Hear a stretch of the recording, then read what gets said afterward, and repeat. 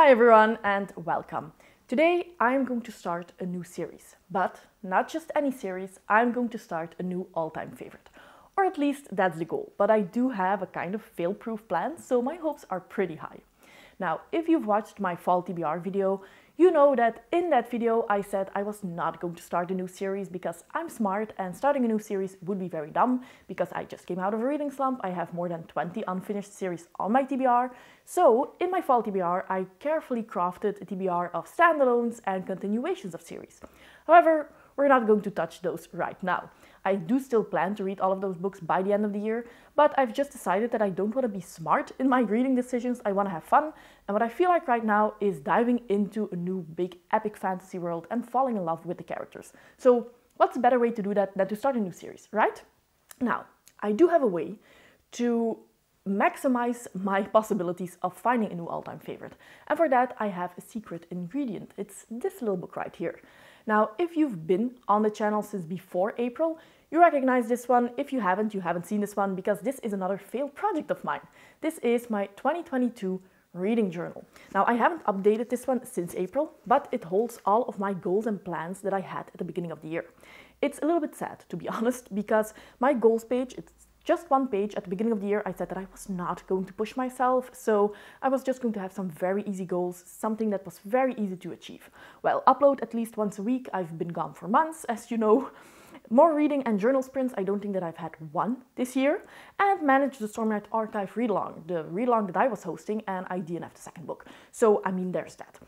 I have an entire spread with the sci-fi books that I was going to read. I was going to read non-fiction, I was going to read classics. I haven't done any of that. But I have decided that there's one way to redeem myself, to just remove all of that shame. And that is this little spread here, series to start. So at the beginning of the year, I picked 16 series where I had the first book on my physical shelves, and I had extremely high hopes for those series. Those were going to be potential 5-star reads all over the board, potential new favorites. Of those 16, I actually started and completed one, which was The Broken Empire by Mark Lawrence, and I absolutely detested that series, so I mean, there's that. Then I have started a couple, maybe DNF'd a couple, like Stormlight Archive, and in the end I have 9 series on the list that I have not given a chance yet. Now, of those 9, today I'm going to read one chapter per book for 8 of those books. There's one that I'm not going to try, and we will get back to that in a minute, but 8 of those I will read one chapter, and then at the end of the video I will let you know which of those 8 has won the battle of the series, and that will be the series that I start before the end of the year.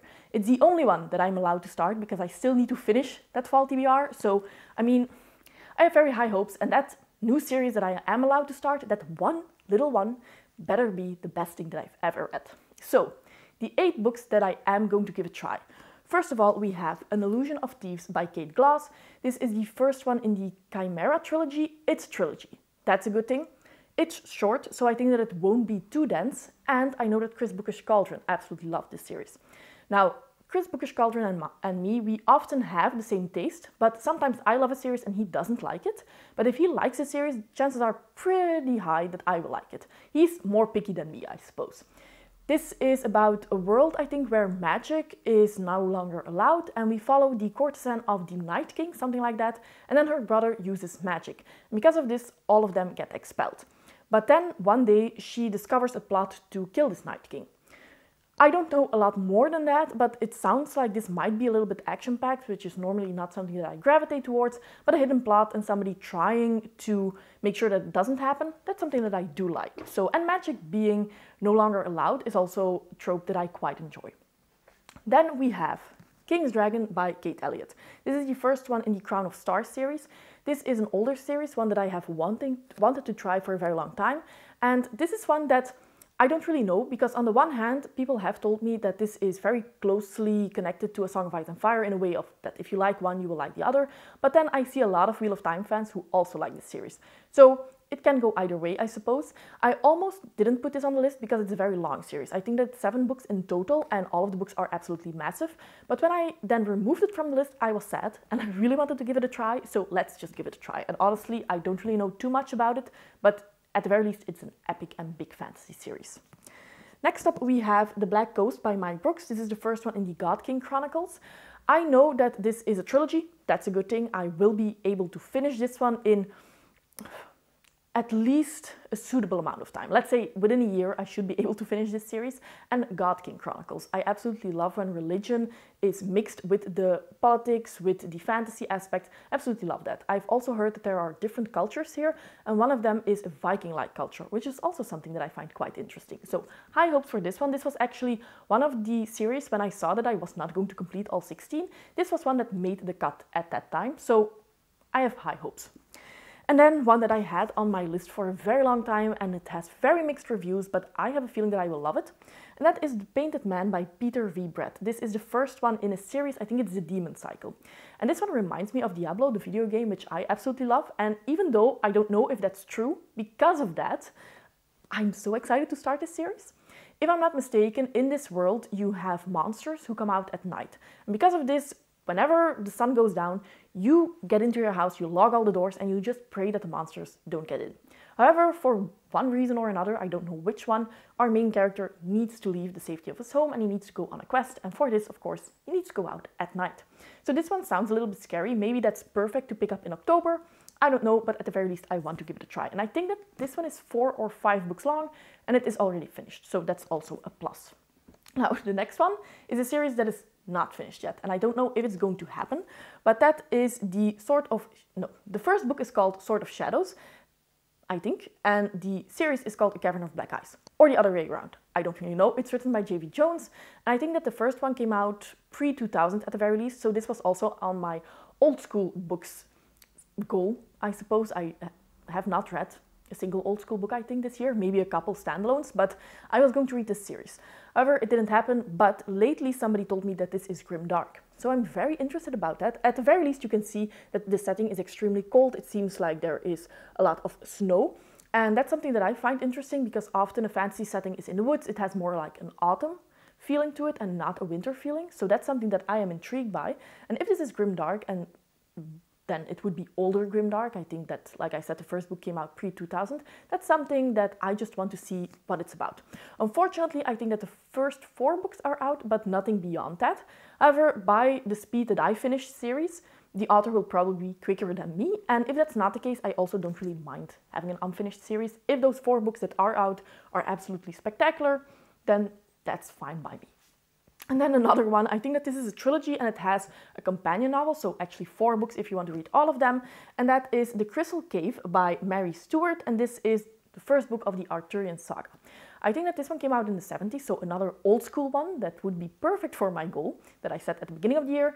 But other than that, I really want to read more about the Arthurian legend because I haven't read a lot of those. I think maybe 2, so I really want to read some more retellings. I've heard that Mary Stewart's writing style is absolutely superb and that if you wanna dip your toes into Arthurian legends, this one and The Once and Future King, which I also have on my shelf, but that's standalone, so it doesn't count for today, are the ones to go with. So yes, one that I want to give a try, but with older fantasy, and that's also true for some of these other ones here, I never really know if I'm going to like the writing style or if it will be difficult for me to adjust because I do read quite a lot of more modern fantasy novels, but we will see.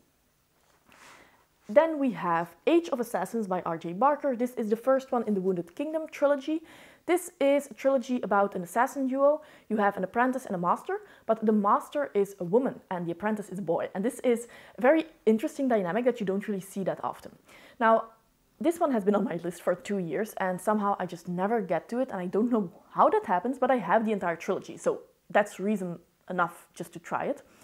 Other than that, I of course love the Farseer trilogy by Robin Hobb. There you also have an assassin, but it's not really focused on the assassin aspect. And when I talked about this series, somebody else told me that that's also not the case here. So I might really enjoy this one.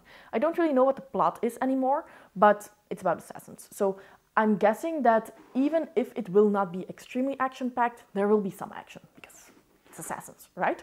And I haven't really read a lot about assassins apart from the Robin Hobb series, Realm of the Elderlings, but their assassins really isn't on the forefront. And then the last one is Godblind. I've already removed the dust jacket by Anna Stevens. This is grimdark written by a female grimdark author, which is something that I've said numerous times that I really want to give a try because even though I read more female authors than male authors, somehow with grimdark it's completely reversed and I've only, with the exception of R.F. Kuang, read by male authors. So this is one that I really want to give a try. It's a trilogy, it's pretty short. Godblind, I think that at the very least there will be gods involved, which is something that I absolutely adore. So high hopes for this one as well.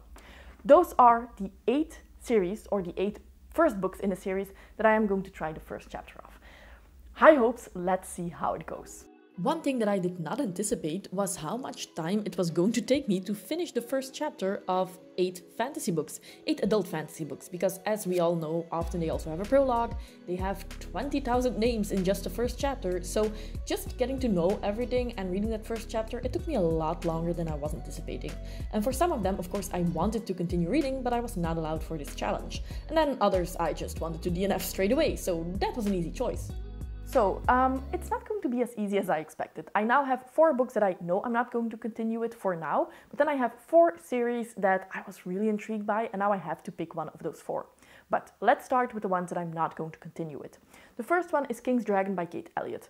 Even though I can see that this has a lot of potential, just with the prologue and the first chapter, it didn't really grab me.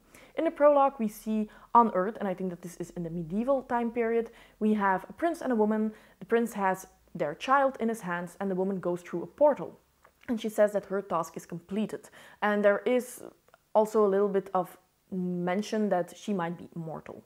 So there is already a gate, there are different universes or parallel universes maybe. That's something that I'm always a little bit not entirely sure about. And then there is a third party that is watching this happening, and they say, well, she has an agent on Earth now, we need to have an agent as well. So there's definitely going to be a lot going on, but not just on Earth. And that's something that is maybe a little bit too sci-fi for my taste. I'm not saying that the entire series is going to be like that, but, well, the challenge here was to really make me convinced that I'm going to love it by the first chapter, and that just didn't happen here.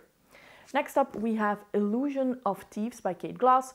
This one just had a lot going on, and I think that I had wrong expectations here. I think that this is Italian inspired. We have Il Patron, who is of course the Shadow Lord. Then we have a lot of other mentions of other lords. There's quite a bit of political intrigue going on, and I think that this is going to be a series that it's going to take me some time to get used to it and to get into the story, but for such a short book, that doesn't really convince me that I'm absolutely going to fall in love. So it just didn't grab my attention.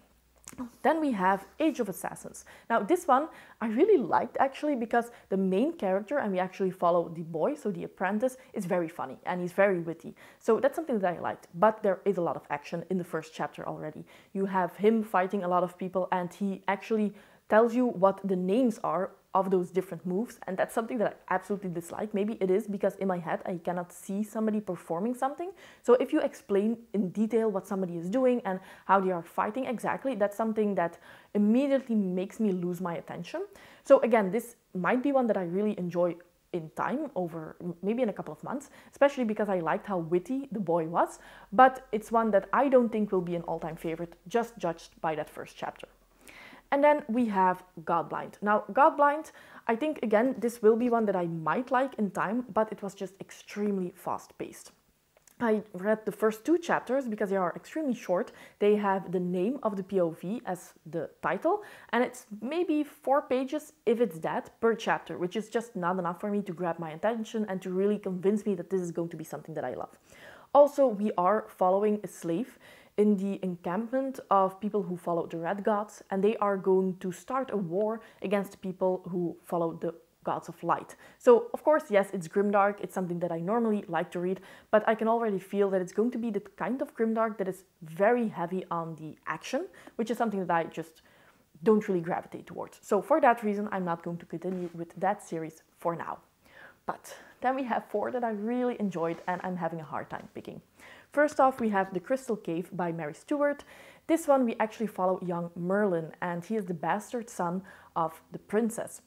So I just feel for that. I think that he is 6 years old when the story starts, and I have something for bastards. We know that I love Fitz, and I just feel for children in stories. I can immediately just want to have them safe, and I immediately feel attached to them.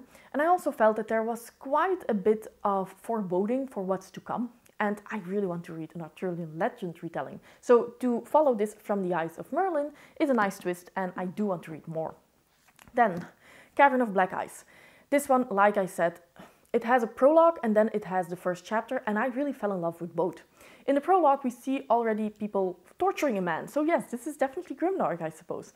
But then in the first chapter, we actually follow two brothers who are hunting for their clan. And this is a time period that I enjoy a lot because it seems like it's earlier than the medieval time period. And often fantasy uses the medieval time period quite a bit. It's very cold here, and when they return to their encampment, they see that their entire clan has been murdered.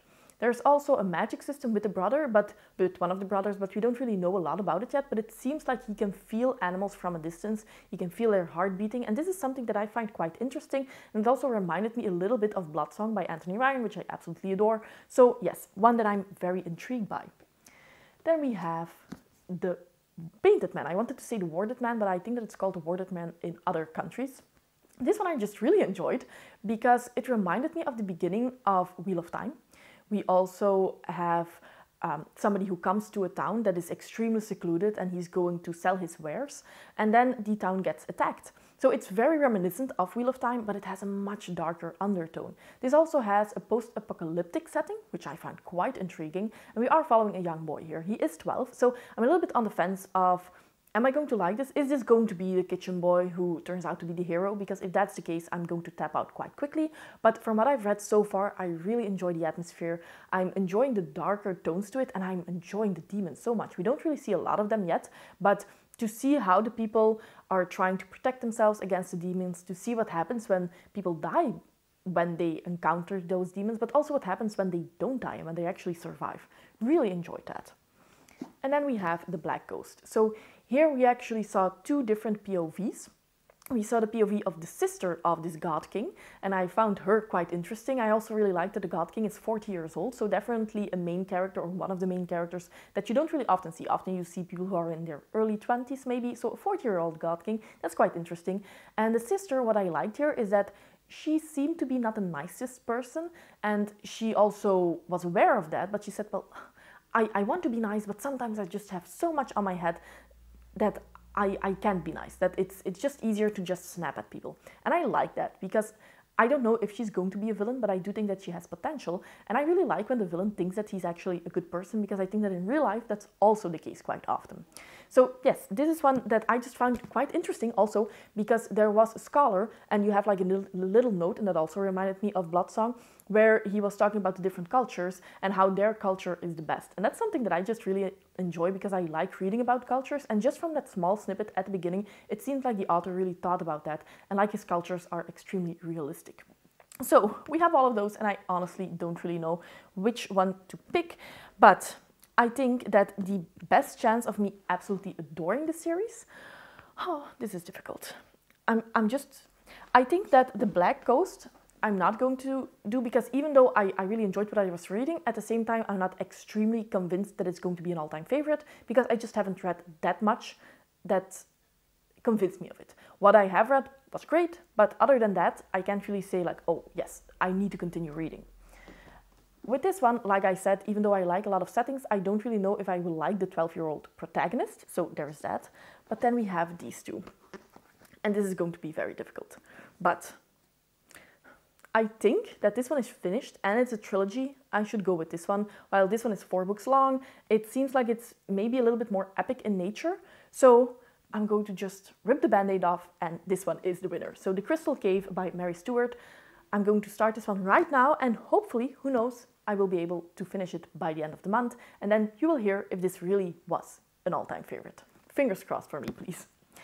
As always, I do hope that you enjoyed the video. Please let me know what your pick would have been of these 8, and see you next time. Bye!